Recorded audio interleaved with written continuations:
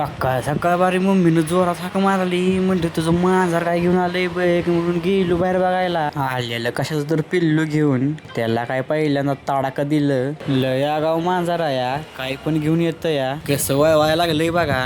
गावातलं लगीन होतं. गेलेलो मेन सुमत्या लग्नाला. लगीन तर झालं पण आता काय करायचं म्हणून जाऊन बसलो. लगीन होऊन लय वेळ झालेला आणि दुसऱ्या पण लग्नाला जायचं होतं. जरा विचार केला ना पुन्हा गेलो जेवायला. तर जेवायला गेलो इथं पण गर्दी होती.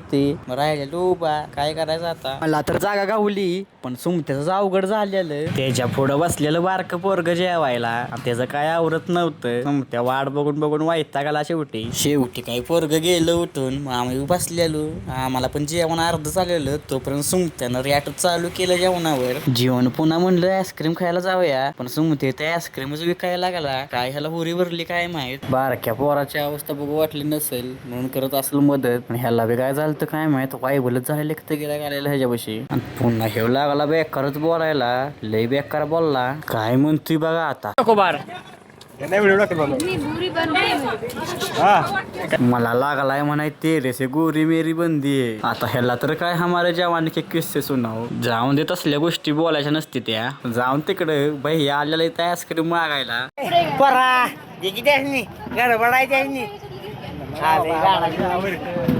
भैयाला आईस्क्रीम नाही म्हणलं म्हणून लयच तापला येऊ गडी. आम्हीच आईस्क्रीम घेतले नाही कारण त्यापाशी लय गर्दी होती म्हणून दुसऱ्या लग्नाला आलो. लगीन होतं 3:30 आणि जायचं होतं आम्हाला कामावर. आणि गामानं भेजलेलो पंखा नव्हता अजिबात. तरी बी कसं बसल लगीन पार केलं.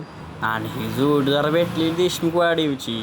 2 जण बैलांचा लय नादा हिंडला. लग्नात येऊन गेलो पुन्हा कामावर. आणि दुसऱ्या दिवशी जायचं होतं कराडला. मेडिकलचा माल लावला होता म्हणून परशाने मी गेलो माल आणायला. चुकी झाली या घाटात ना आलो. नुसती धग लागत होती आणि घामच पडायला लागला आमचा.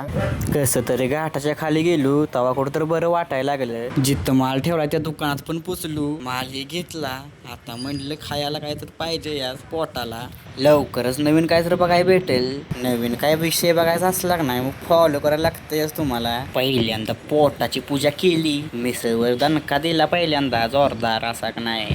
मस्त अशी मिसळ होती. पोटच गच भरलं आणि पुन्हा लागली झोप यायला.